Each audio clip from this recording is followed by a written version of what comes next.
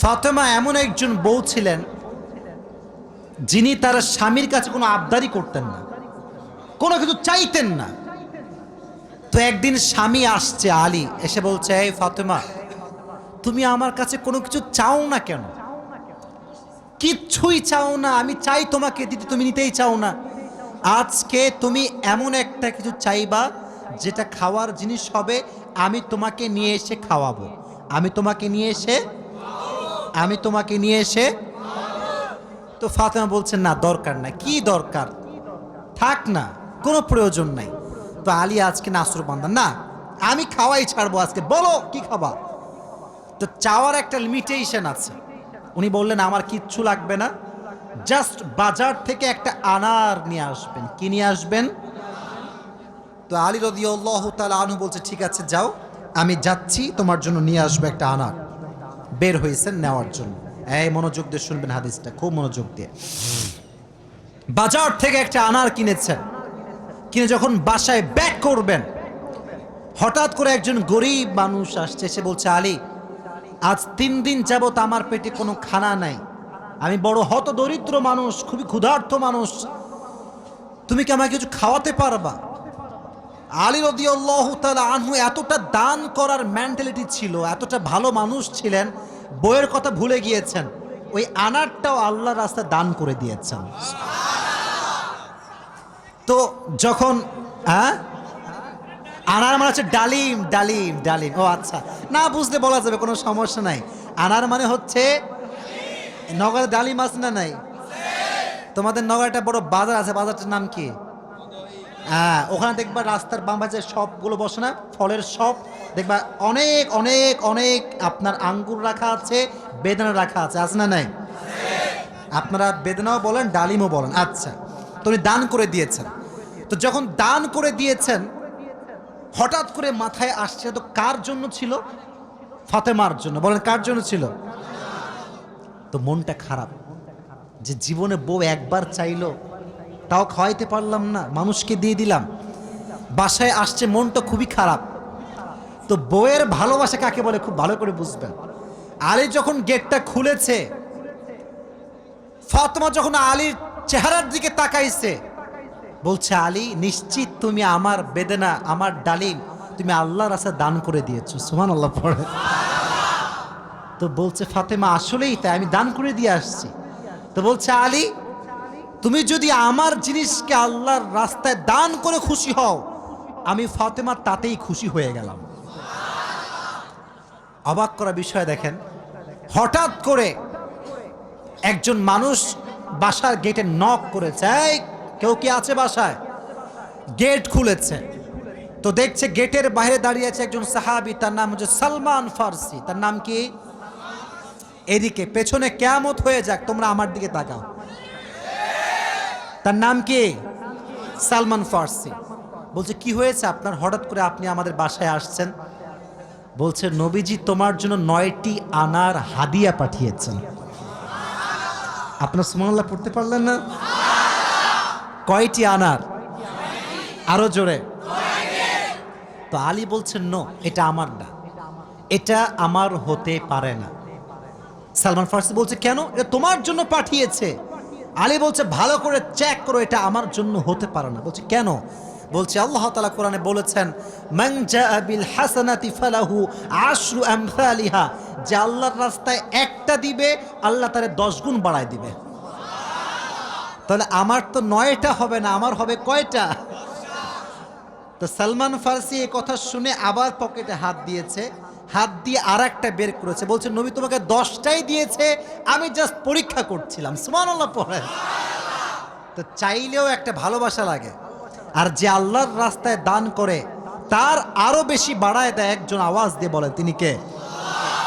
আর একটা রেওয়ায়াত বলি, একদিন ফাতেমা রাদিয়াল্লাহু তাআলা আনহা সুতা বিক্রি করলেন। কি বিক্রি করলেন?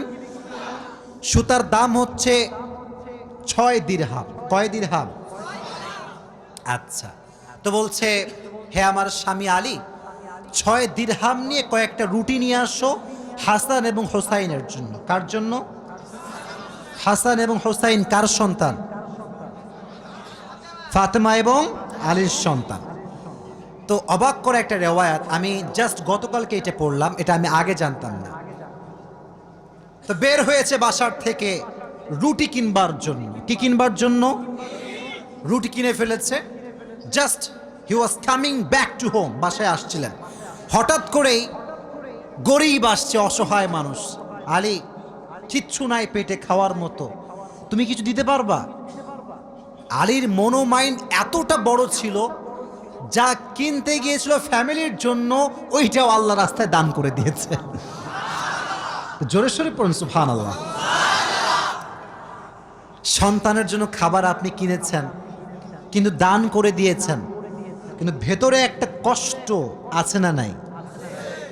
দেখো এই যুবকেরা, প্লিজ প্লিজ লাফালাফি করো না, এদিকে আমার দিকে একদম স্থির হয়ে থাকো, চুপচাপ স্থির থাকো। কারণ নওগাঁর মানুষ তো এরা অভদ্র ঘরের সন্তান, এরা সব ভদ্র ঘরের সন্তান, ঠিক না? চুপচাপ থাকেন। তো যখন ফিরে আসবেন, হঠাৎ করে একজন লোক আসছে, এসে বলছে, আলী তুমি কি এই উটটা কিনবা? উট? বলেন কি? তো আলী বলছে, না ভাই, টাকা পয়সা নাই, কেনার সম্ভব না। তো বলছে, তোমাকে আমি এইটা এখন দিচ্ছি, তোমার যখন বিক্রি করার সুযোগ হবে তখন বিক্রি করবা, তোমার লাভ তুমি রাখবা, আর আমারটা আমাকে দিলেই হবে। তো আলী বলছে, ঠিক আছে দাও। জাস্ট উটটা নিয়েছে, উট নিয়ে বাসায় ব্যাক করবে, আবার আরেকজন আসছে, বলছে, ভাই এর দাম কত নেবেন বলেন? বলছে, ভাই আপনি দাম বলেন। যে উটের দাম হক 200 দিরহাম, ওই লোক আগেই বলছে, আমি এটাকে তোমার কাছ থেকে 300 দিরহাম দিয়ে ক্রয় করে নিব। নিয়ে নিয়েছে উট। তাহলে আগে ছিল মাত্র কয় দিরহাম, এখন তিনি কয় দিরহামের মালিক হয়ে গেলেন? সুবহানাল্লাহ পড়তে পারলেন না? এখন এই যে 300 দিরহামের মালিক যাকে দিবে, লভ্যাংশ খুঁজে পায় না। কই গেল লোকটা? লোক আর খুঁজে পায় না, না পেয়ে বাসায় আসছে। যখন গেট খুলেছে, গেট খুলেই দেখছে নবীজি তার বাসার ভেতরে বসে আছে। বলছে, আলী আজকের ঘটনা তুমি বলবা নাকি আমি বলবো? বলছে, নবী আপনিই বলেন। বলছে, তোমার কাছে সর্বপ্রথম যিনি উট বিক্রি করেছিলেন তিনি আর কেউ নন, তিনি হচ্ছেন জিবরাইল। আর যিনি ক্রয় করেছেন 300 দিরহাম দিয়ে, সে কোনো মানুষ নয়, তিনি হচ্ছেন ইসরাফিল। কেন নবী, এটা কেন আমার সঙ্গে হলো? বল, তুমি যে নিজে না খেয়ে মানুষকে খাওয়াইছো, এটা আল্লাহর কাছে বড্ড ভালো লেগেছে। তো আল্লাহ তোমার এত বেশি বাড়ায় দিয়েছে যে তুমি কল্পনাই করতে পারো না। সুবহানাল্লাহ পড়েন। তাহলে প্রিয় ভাইয়েরা, আল্লাহর রাস্তায় দান করার জন্য আলী এবং ফাতেমার থেকে শিক্ষা নেওয়ার দরকারটা আছে না নাই? যতটুকু পারি নিজেও খাবো, মানুষকেও দিব।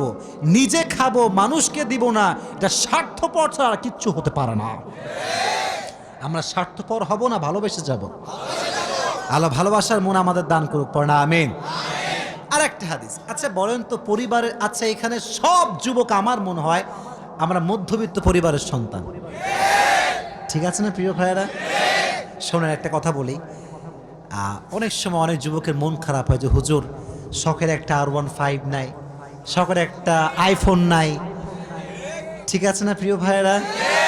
শখের একটা গাড়ি নাই, শখের একটা বাড়ি নাই। অনেকের এটা কষ্ট থাকে, না বললে হবে না, এটা মানুষ হিসেবে কষ্ট লাগে, ঠিক আছে, কিন্তু মাথায় রাখবা, এদিকে হাদিস বলছি, গরিবরা, মধ্যবিত্তরা বড়লোকের চাইতে 500 বছর আগেই জান্নাতে প্রবেশ করবে। এবার খুশি না বেজার? এবার হাদিস শোনা। হঠাৎ করে একদিন আলী এবং ফাতেমার ঘরে এতটা অভাব, ভাত নাই, চাল নাই, ডাল নাই, কিচ্ছু নাই, একেবারে 3 দিন যাবত না খাওয়া। কয়দিন? এটাই কম মনে হচ্ছে আপনার কাছে? কম না বেশি? আপনি বিশ্বাস করেন, আজকালকার যুবকরা বডি বিল্ডিং করে, ইভেন তার 6 প্যাক বডি আছে, কিন্তু রোজা রাখতে চায় না। এই এলাকায় মনে হয় নাই? খবর লাগাবেন না, আপনার ভাবিও রোজা রাখে না, খবর লাগায় না। বলবেন যে ভাবি হোয়াট ইজ দিস, রোজা রাখেন না? এখন বলছে বাবা গায়ে শক্তি নাই, দুর্বল। একদিন এক যুবককে বললাম, কি রে তুই আমার ওয়াজ শুনিস না? বলছে অবশ্যই শুনি। তাই রোজা রাখিস না কেন? বলছে যে ভাই রোজা রাখলে বডি কমে যাবে। নাউজুবিল্লাহ পড়তে পারলেন না প্রিয় ভাইরা? কয়েকদিন যাবত না খাওয়া। এবার আলী রাদিয়াল্লাহু তাআলা আনহু বাধ্য হয়ে গিয়েছেন, আর পারছেন না। বলছে ফাতেমা যাও, বাবার কাছে যাও, বলো আব্বাজান বাসাতে খাবার মতো কিছু নাই, আপনার কাছে কিছু হবে খাওয়ার মতো? খাওয়ার মতো আহা। ফাতেমা যখন ঘরে আসছেন, নবীজি ঘর খুলে দিয়েছেন। দেখেন বাবা এবং মেয়ের ভালোবাসা কত সুন্দর। ফাতেমা বলেন নাই যে আব্বাজান কিছু লাগবে। যখন গেট খুলেছে, মেয়ের চেহারা দেখেছে, আব্বা বুঝে গিয়েছে মেয়েটা আমার ক্ষুধার্ত হয়ে আমার কাছে এসেছে। সুবহানাল্লাহ পড়ে ডাক দিয়ে বলছে ফাতেমা তোমার অবস্থা কি বলো, কি হয়েছে তোমার? ফাতেমা রাদিয়াল্লাহু তাআলা আনহা ডাক দিয়ে বলছে আব্বাজান আজ 3 দিন যাবত আমাদের বাসায় কোনো ভাত নাই, ডাল নাই, চাল নাই, গোস্ত নাই, কিচ্ছু নাই। আমি আপনার কাছে একজন ক্ষুধার্ত নারী হয়ে এসেছি কিছু নেওয়ার জন্য। তো নবীজি বলছেন এই যুবকেরা এদিকে তাকাও। বলছে ফাতেমা আমার কাছে 5টা বকরি আছে, 5টা দোয়া আছে। 5টা বকরিও আছে, 5টা ধামরাটের ভাইরা 5টা দোয়া আছে, 5টা বকরি আছে। তুমি কোনটা নিতে চাও? which one you want to select? তো ফাতেমা বলছে নবী হে আমার বকরি লাগবে না, আমাকে দোয়া শিখাই দিলেই হবে। পরীক্ষায় পাস। দোয়াটা আমার সঙ্গে সবাই পড়েন, সকলে আমার চোখে চোখ রাখেন, সবাই পড়েন ইয়া আউয়ালাল আউয়ালিন ইয়া আখিরাল আখিরিন ইয়া যাল কুওয়াতিল মাতিন ইয়া রাহিমাল মাসাকিন ইয়া আরহামার রাহিমিন। আমি জানি যে এটা এখনই মুখস্থ করা সম্ভব না, তবে এটা আগামীকাল কোথায় যাবে? মাশাআল্লাহ সার্চ করবেন, ডাউনলোড দিবেন, এখানে কাট করে নিয়ে আসবেন। এই দোয়াটা you have to repeat after me, বারবার বারবার বারবার। নবীজি বলেছেন এই দোয়া যে যত বেশি পড়বে তার রিজিকে বরকত তত বেশি বেড়ে যাবে। এই দোয়াটা আমরা বেশি বেশি পাঠ করব তো ইনশাআল্লাহ। এবার ফাতেমা আলীর কাছে ব্যাক করেছে। আলী বলছে ফাতেমা তোমার হাতে গোস্ত কোথায়, ভাত কোথায়, খাবার কোথায়? তোমার হাত তো খালি, কোথায় আমার খাবার? তুমি তো খালি হাতে ফিরে এসেছো। বলছে আলী আমার হাত খালি না, আমার হাত ভরপুর আছে। বলছে কিভাবে? বলতেছে যে যাহাবতু লিদ-দুনিয়া ওয়া জিতু বিল আখিরা, আমি নবীর কাছে দুনিয়া চাওয়ার জন্য গিয়েছিলাম, নবী আমাকে আখিরাত দিয়ে ফিরাই দিয়েছে। আমি আখিরাত নিয়ে তোমার কাছে এসেছি। তো আলী এবার নিজেই আসছে। ডানের যুবকরা কিরে আমার দিকে তাকাও। এবার নিজে কে আসছে? আলী। পরে এবার কে আসছে? নবী হে অভাব, খাবার দাবার কিচ্ছু নাই। নবী এবার সংখ্যা বাড়ায় দিয়েছে। বলছে আমার কাছে 5000 বকরি আছে আর 5টা দোয়া আছে, তুমি কোনটা চাও? আলী বলছে নবী 5000 বকরি নয়, 5টা দোয়া হলেই চলবে। কতটা আল্লাহর উপরে ভরসা চিন্তা করেন। আমার মতো আপনার মতো মদন হইলে আগে বকরি দেন, তারপর দোয়া দেখা যায়। ঠিক কিনা যুবক ভাইরা? বড় শুধু এইটা, বিপদে পড়লে মানুষ সুদও খায়, ঘুষও দেয়। আল্লাহর উপরে ভরসা করে কিছু থামবে, দোয়া করবে, তাহাজ্জুদ পড়বে, এই সবর মানুষের মাঝে নাই। ঠিক কিনা যুবক ভাইরা? বল। এজন্য আমাদের অভাব আসলে, দুঃখ আসলে আমরা ভরসা করব একজনকে। আওয়াজ দিয়ে বলেন তিনি কে?